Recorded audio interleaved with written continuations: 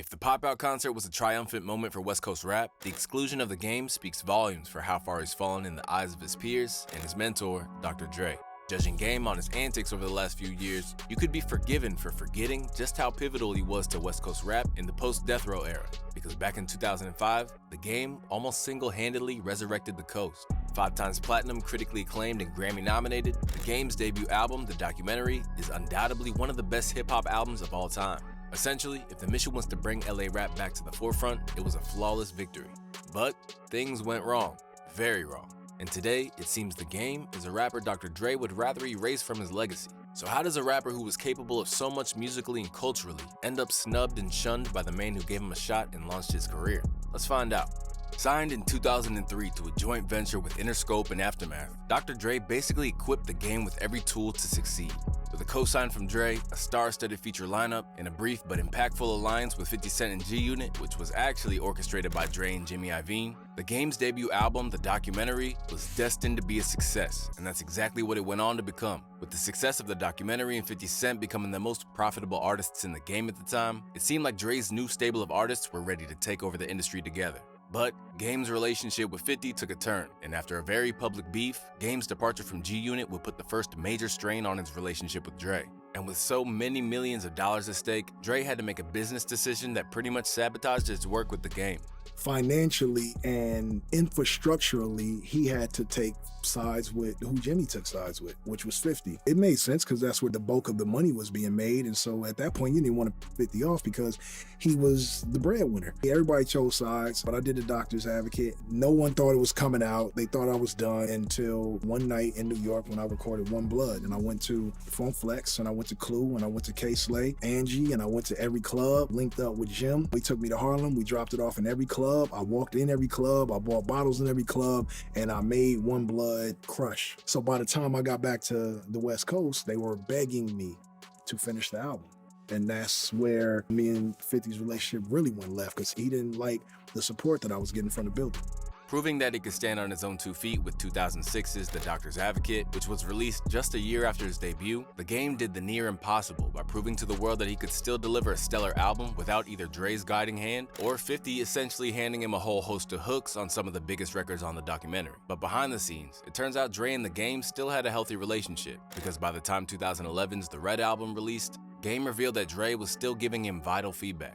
Just because Dre wasn't on the production side of my second and third album doesn't mean that I didn't talk to Dre. Me and Dre had the same relationship. Dre always told me, no matter what happens, no matter what is said in the media, me and you are always going to be the same as we were the last time we had an in-person conversation. Right, because I think in 2010, you posted a picture where you're wearing a bunch of Aftermath chains, and you say, it's funny how things come full circle. Didn't you say you're going back to Aftermath at that point? No, it was basically, that was my ode to Dre, just saying that, like, I'm always going to be Aftermath no matter what. And for years, this was the Game's outlook when it came to Dr. Dre. No matter how long he went without being officially signed to him, Game maintained an unwavering loyalty to Dre in a way that he's never really exhibited to anybody. And even if he admitted that there were some tense moments, the gratitude overshadowed it. Sometimes Dre me off, man. And sometimes I Dre off. But that's one of them things. Dre told me a long time ago, me and you are always going to be the way that we left off. Whatever happens in between, all of that. I got nothing but love for Dre, man. Everything that he did for me, I'm very appreciative. At times, he even flexed that he could get him on the phone at a moment's notice during interviews. But these days, that call would likely ring out, and that's because the Game has systematically ruined his ties with the Doc and the whole Aftermath family. And what's more, this could have all been avoided if he wasn't so controlled by emotion in an industry that requires strategy and thought. So when he only briefly appeared on one track from Dre's Compton LP, some fans did find this a tad bit strange. To begin with, Game kept it civil and acted like it didn't faze him at all. I ain't had no conversations with nobody regarding Jay-Z and the Super Bowl halftime show he put together, he wrote on IG. I don't feel no way about not being included. It was a great show featuring iconic artists. It was a win for the culture. And in other interviews, he seemed to try to shift the blame to Jay as opposed to Dre. You gotta look at the Super Bowl, right? Hov put it together, and so he picked the artist that he thought was fit for the Super Bowl that he was in charge of putting together, right? But with everything we know about Game's mindset, it seemed like only a matter of time until it all spilled out. And finally, he admitted that it got to him. Snoop is an icon. Dre is an icon. M is an icon, but M is not from LA. 50 is not from LA, and I'm not taking away from the fact that they were on the Super Bowl, but LA have been on a Detroit Super Bowl or a New York Super Bowl. It just wouldn't have happened. LA, all around the Super Bowl, and I don't get the call.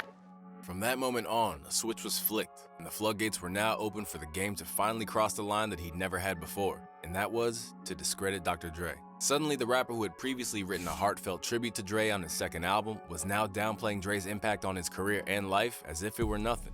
Dre didn't do any beats on the documentary, but I didn't say he didn't oversee it. You want Dre to oversee anything because he's a mastermind when it comes to that. But as far as like doing a beat for the documentary, no. And I've never had a Dre beat in my career. I've never had a song with Dre on it and Dre been in my video. Snoop has a ton. M has a ton. I don't have none. Soon, he was claiming that Kanye West, a man who Game had openly beefed with over writing explicit lyrics about Ye's then-wife, Kim Kardashian, had done more for his career than Dre ever did. It's crazy that Ye did more for me in the last 2 weeks than Dre did for me my whole career.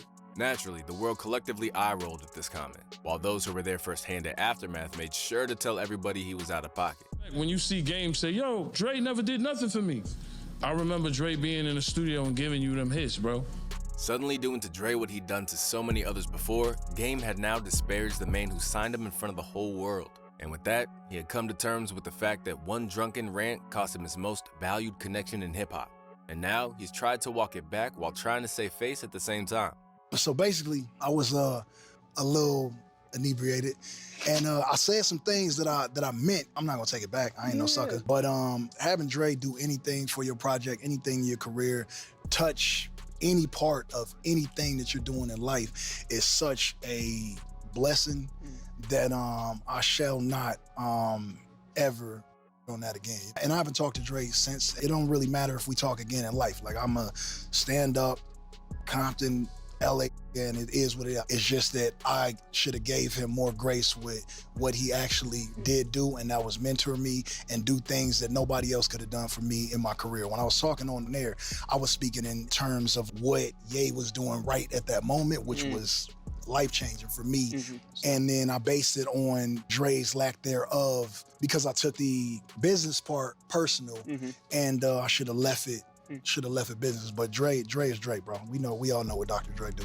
In the aftermath of the Super Bowl snub, Game has clearly internalized a lot of animosity towards Dre, and now he's using it as a lens to explain some of his actions, like saying his diss towards Eminem was just another way to get back at Dre. Throwing shots at Eminem and beefing with Eminem, it was just me being upset with Dr. Dre. Dr. Dre can't out-rap me, so I just went at him, just because that's just how I get sometimes. If this was an isolated incident, then perhaps Dre would be able to let it go. But in actual fact, it's part of a larger pattern of behavior, which has defined and ultimately destroyed Dre's respect for the game. Because just like he went at M as a proxy for Dre, Game has also sought to undermine Kendrick in ways that land somewhere between jealousy and anger over how he feels Dre has overlooked him. Saluted on Black Boy Fly by Kendrick as a rapper he'd always looked up to, Game was there when the torch was passed to K-Dot by Snoop. Over the years, Kendrick collaborated with the Game on several tracks, and by all accounts, it looked like these two West Coast artists were on good terms. But what was notable is that at every turn, whether in the spirit of competitiveness or jealousy, it's as though the Game has tried to downplay Kendrick's skills. Can't nobody in Countdown rap game. Kendrick do it.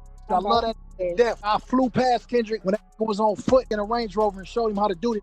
Don't play with Game name. Hardest in Compton, rapping, lyricist, me.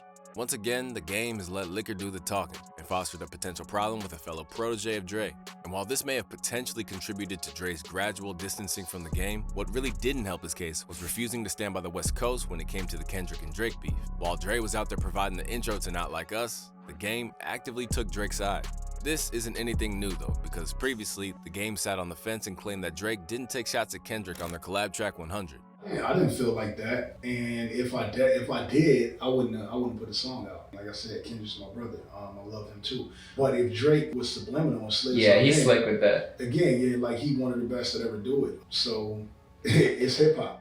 Now, no one is saying that the Game can't openly support Drake, but with subliminal shots this obvious, it does raise some eyebrows.